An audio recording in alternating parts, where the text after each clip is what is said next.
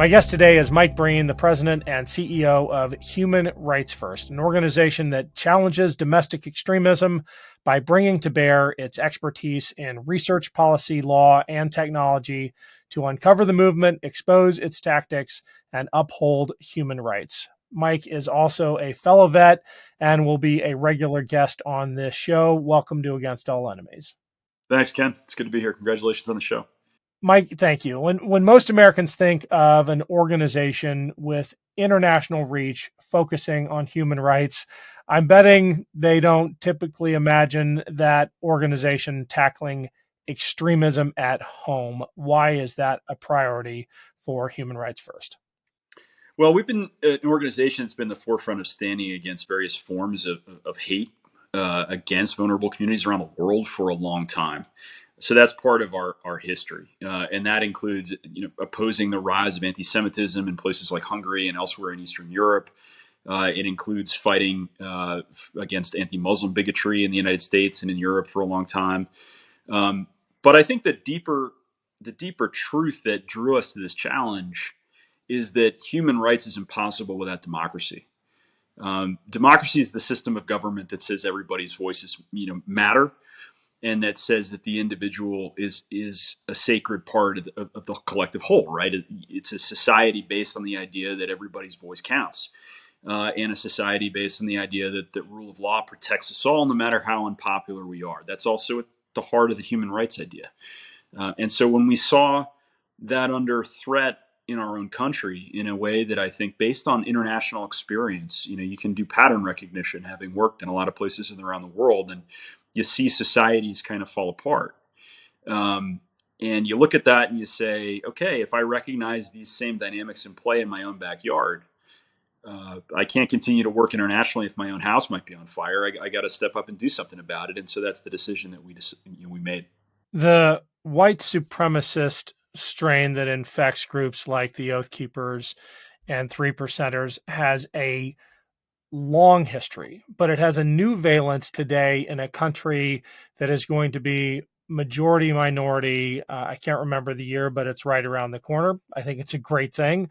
But to these groups, it is an existential threat. How has their strategy and tactics evolved from a time when they were putting down minority communities to now when they feel like they are fighting for their very survival? How is the violence ramped up? How has their rhetoric changed?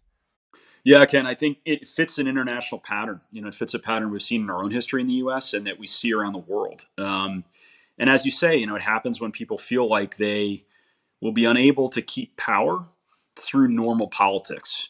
And so they've got to go to politics by other means, which is, of course, how Clausewitz supposedly defined war, right? That's when you tip into violence, and it fits a pretty standard pattern. You try to set yourself up as the champions of some in-group. Usually, it's defined religiously or ethnically. In the U.S., it's white supremacy.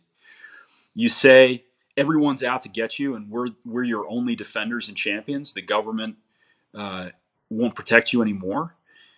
In some ways, you raise the fear that if we're not in charge anymore, we're going to be treated the way that we treated others in the past. So the wheel will turn and we'll be on the bottom. And so there's a bit of an admission there as part of that pitch. And then you try to ramp up the level of threat that everybody feels, because even if nobody likes you now, the more terrifying the environment becomes and the more violent you can make it, the more people will kind of turn to you for protection. And this is straight up the Al-Qaeda playbook in Iraq, from 2004 to 2006, 2007. They provoke a civil war with a Shia majority, and then position themselves as the only defenders of their Sunni brethren, who they, of course, put in this mess in the first place by escalating violence. It's a pretty standard tactic. I mean, you can look back at how a whole host of insurgencies have started, and it's usually by ramping up the level of violence and then saying we're the only one who can protect you. So in a sense, you're an arsonist out there selling fire insurance, and that's how insurgents do it. And that's what we see now. I think that AQI, the Al Qaeda in Iraq example, is really interesting because it speaks to the the relative strength of these groups demographically.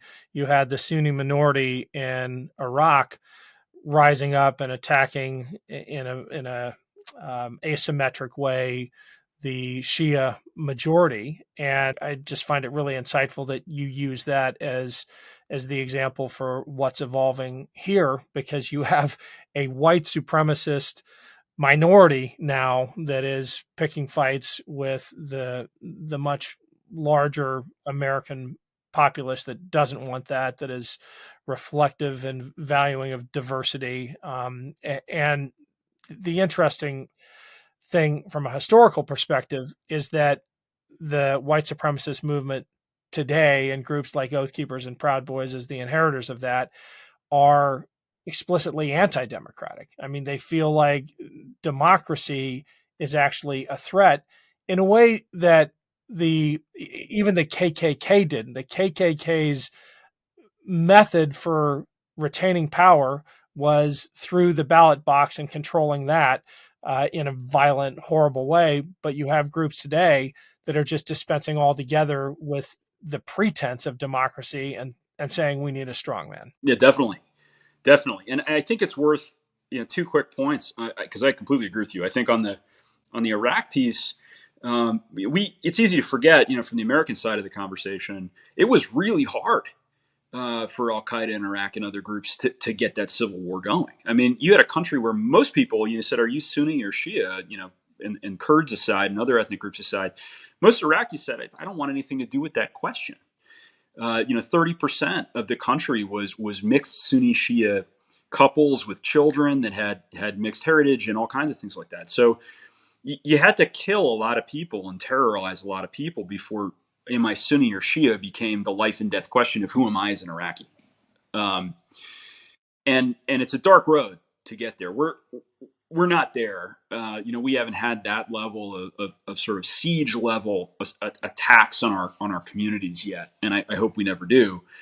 But most societies are pretty resilient against, these are people that want you and I to define ourselves entirely by our gender and skin color and sexual orientation, right? Which neither one of us is going to do easily, if ever, right?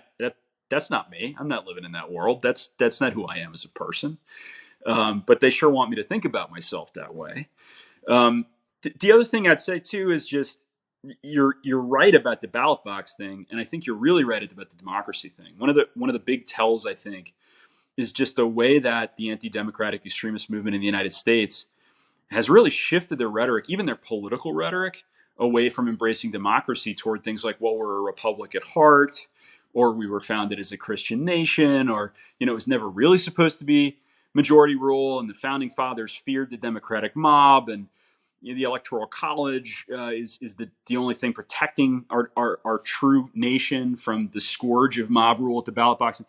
All this stuff that it's shocking to hear people running for elected office saying openly. Forget that it's historically inaccurate, but it really is just this attempt to just shave away at our own understanding of ourselves as a democracy. But when I hear people talking like that, I really hear them telling on themselves, because what they're really saying is, I'm not politically popular enough to win in a straight election. So, this is all I've got left. Right. What is Human Rights First doing in the area of misinformation, countering it, providing hard truths to people about these kinds of things? What are your front lines? I mean, our real focus has been primarily on preventing what we call and trying to push back on what we call the mainstreaming of this movement, right? American society, just like every society, we've always had crazy conspiracy theories. We've always had people who insist on their rights to wear Nazi paraphernalia and gather in a town square someplace and annoy everybody. And that's terrible stuff. What we're seeing now is, I think, unprecedented in recent history, is an effort to take these conspiracy theories, these lies, and this hate movement mainstream. And there are people in politics and in media and organizations in both of those spaces and in business, other places, that are trying to accelerate that movement. And our goal is to push back on that. You want extremism back in the box where it belongs in a free society. And in some ways, for that, you got to use legal tools. but you've also got to be willing to expose the way that this moves and try to counter it. And the place we've really decided to start is, very close to your heart, Ken, is a lot of work on how this plays out in the veterans and military families and military community. Why are we targeted by extremists, especially for recruitment? And the ways in which what's going on in our community of veterans and military family members is really a proxy for a fight about whether extremists get to claim the definition of patriotism. Who gets that flag behind you, right? It does, whose symbol is that? And our view is, unless it's everybody's in a very deep way, we're losing, right? And you can't let the extremist organizations and the extremist voices claim that flag, and that's what they want more than anything else, is to do that. So that's the place where we're contesting it. And we've done that through, everything from, a bit of legal action, a lot of investigations into how these groups function in the military and veterans community. We advise the January 6th Commission and other things like that, but also just exposing some of the ancient roots of these conspiracies.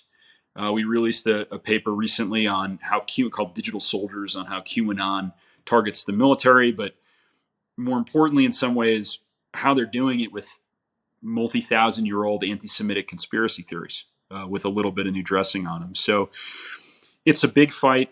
We have an organization called Veterans for American Ideals. It's 10,000 veterans strong at this point.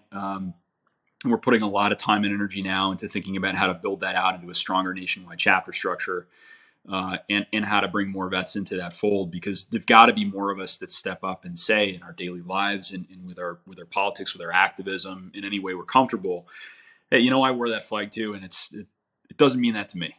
And if you want to try to play cosplay with an AR-15 at a peaceful protest and scare your neighbors, and you think that's what military service is all about, sorry, you're not part of the same club I used to be part of, and that I'm proud to have been part of. Yeah.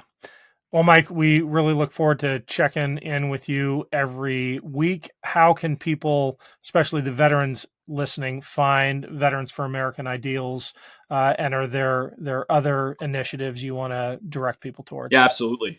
We need lawyers. We need technologists. We have an innovation lab that builds advanced artificial intelligence and machine learning applications for this problem and other human rights challenges. So if you're a technologist with spare time and you're listening to this, we'd love to work with you. Lawyers, same, and absolutely veterans. If you're a veteran, just put Veterans for American Ideals into the Google machine. You'll find us really fast, and go ahead and sign up. We'd love to have you with us. Awesome. Mike, we'll see you next week. Thanks, Ken. Appreciate it.